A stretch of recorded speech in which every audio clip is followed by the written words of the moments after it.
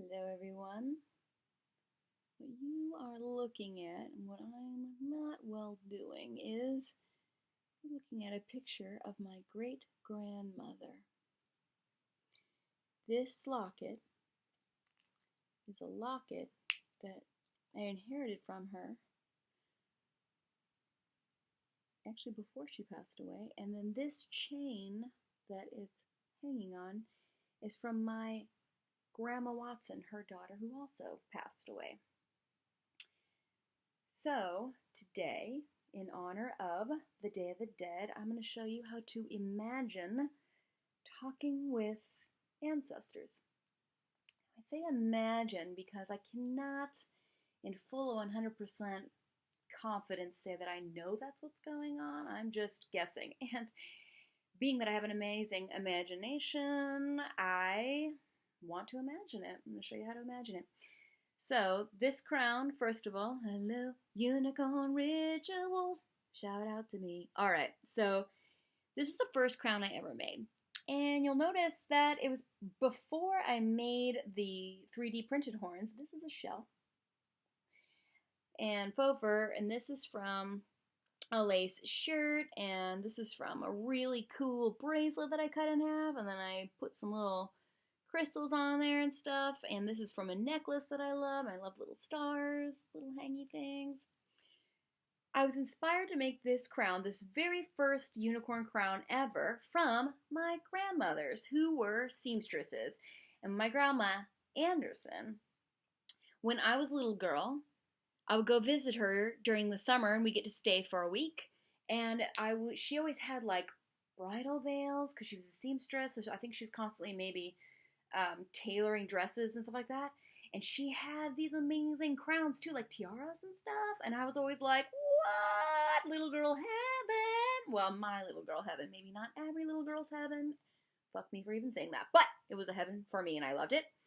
So this is the first crown inspired by my grandmother. So I'm going to honor them today. I'm going to imagine talking with them today. So first thing I want to do is light a candle. I chose this because it's like a cool little, the skeleton with the wings on it, and there's glitter. I know they would probably hate it, but I love it, so we're gonna roll with it. So Day of the Dead, the one that I'm most familiar with is Dia de los Muertos, which is Day of the Dead in Spanish. It is traditionally a Spanish holiday, and what I like to think of it as is an American holiday, actually, right? I mean, it's not an American holiday. It originates in Mexico, right? But the thing about America that I love is that we're a country of immigrants. So we have loads of holidays that we get to celebrate from so many parts of the world, right? This is a holiday that I happen to really dig. So I'm going to celebrate it. I do have an ofrenda also, but I will load pictures of that somehow. I don't know how I'm going to do that, but we're going to figure it out. I'll show you guys some pictures of my ofrenda, right? With my ancestors who have passed away. But specifically, I wanted to imagine talking to my grandmothers because I have the most intimate sort of remembrances of them, right? So I lit my candle. I actually lit my candle off my little altar over here, which you can't see, but that's cool.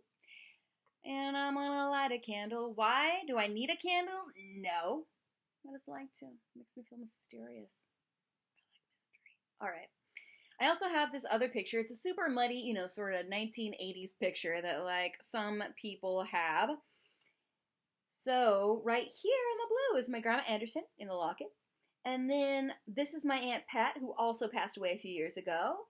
This is my mother and my aunt over there. And then this one right here, this lady right here, is my Grandma Anderson. She was her daughter and the one who gave me this chain and one of the people I was the most closest with. So I'm going to prop this picture up where I can see it or think about it. But more importantly, what I'm going to start to do is I'm going to start to remember her. Remember what she was like, what she felt like, feelings like, what feelings she incited in me, maybe what smells I smelled. And I'm going to close my eyes because it helps me to focus a little bit better. And I'll try not to take too long of a time. I just want to sort of guide you and sort of show you how to have a kind of a cool interaction with an ancestor.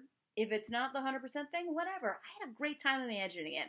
I had a great time talking with them in my head. Okay. So the first thing I like to do is sometimes people will ring a bell. Oh, I guess I don't have my little bell over here. Ah, there it is. So we want to ring a bell and like think about sort of, I don't know, conjuring them up. I'm gonna think about my necklace. I'm gonna think about the picture, and these are things that I can tangibly feel while I'm thinking about them.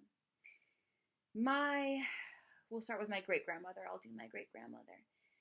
So the last thing I remember of her, she definitely had gray hair. She had lots of hair, kind of all the time, very thick hair. She was short. So my height at about age 15 still, right? She, if we ever had a question about something, right? Grandma, where do monarchs come from? Monarch's her favorite butterfly. She would say, look it up. And she had the entire Encyclopedia Britannica that we would have to like go and look up anytime we had a question. So one, you kind of don't want to ask questions, but two, she'd also help you look it up. So that was rad.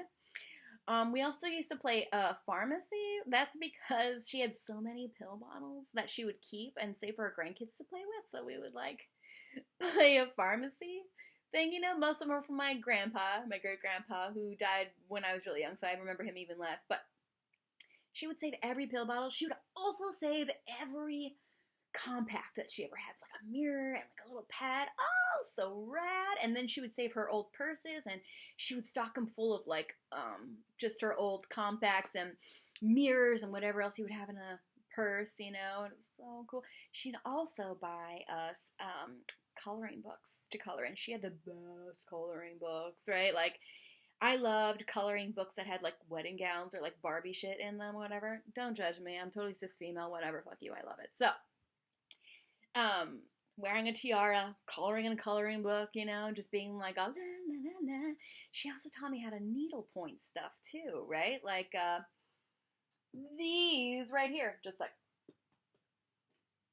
don't knock anything over. So this is an example of something that she made, and this was like a plastic thing, you know, and then you would just stitch over and over again. I have the one that I made somewhere, but anyway, she taught me how to like cut this out. You cut out this circle and like this little plastic squares, and then you take your yarn and then you make little patterns and you sew them, stuff like that. This whole thing, it's like this little case. That, and she kept sewing. She sewed all the time, so I have like sewing stuff. I don't even know what that symbol is, but rad. It's kind of cool. Her aunt touched this. She showed me how to make this, and I made one myself, which I'll show you another time. But that's cool, right? But she did this one. This one's hers. So I remember her showing me how to make these, right? I remember needing a radio before falling asleep. Anybody else ever have that growing up? You're like, I just don't like the quiet, so I want to have a radio. She had one of those like old radios that you like turn on. Like I'm pretty sure it played AM only, right? Like one station. And she would turn it on so low that no one could hear it, you know? And so after she would put us all to bed and she'd give us hugs, stuff like that, she would turn on the radio because we all needed it. All my cousins sleeping in her huge room that she had, which was like a garage, I think that was converted. Anyway, so she turned it on so low, and then after she'd leave, we'd all like one of us would sneak over and turn it up. We were always a little afraid that she'd like catch us doing it, but she never did, so it was cool. Anyway, I remember her laugh. She did a laugh like that. This is really cool. Cute little old lady laugh. And she taught me how to make a bed, right? How to put on sheets. She taught me how to get it done, right? Like if wallowing around or being afraid of things isn't going to get it done. So what do you need to do to get it done? She was sort of this no-nonsense lady.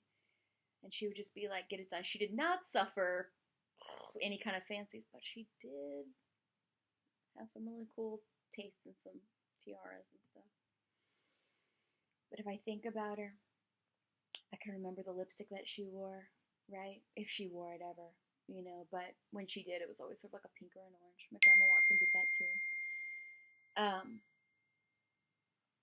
And she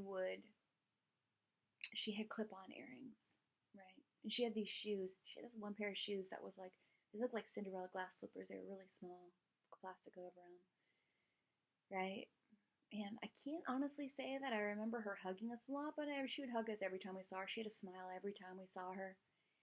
You know, she was always willing to answer questions. Whatever questions you had, she would totally answer them. Sure, she'd make you look it up, but she'd help you look it up.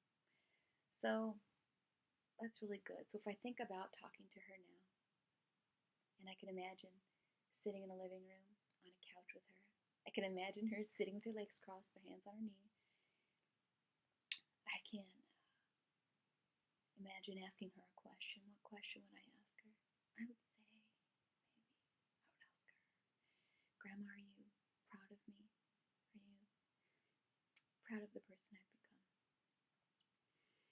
And I imagine her saying, I really admire the way that you push for what you want, that you go after what you want. I really do admire that.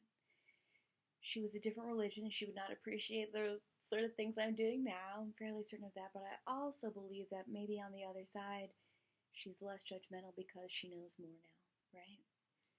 So I can imagine she would brush all that off, but I imagine she would really appreciate that I follow my heart and that I am making really cool things that she would think were really interesting. She'd probably say, oh, that's really interesting. And whether or not she actually thought that was interesting, I don't know, but I know that she loved me, right? She loved me. And so I want to say thank you, Grandma, for loving me, for teaching me how to um, make cool stuff, for showing me how to a good work ethic, how to stick to it, right? I honor you by continuing to make cool stuff and I don't know, keeping a girly vibe alive, which is really fun for us. So I thank you for existing, for living, and for being in my life. I'll remember you always. Thank you. Now you may go. Oh. So you always want to release them at the end. Anyway, yay. So this is an example of how I like to talk to the dead, or how I like to remember ancestors. Remember them, think of what conversation you could have, and then end it by dismissing them, being like, oh, hey, thanks for taking. Have that respect, have that reverence. Happy chatting.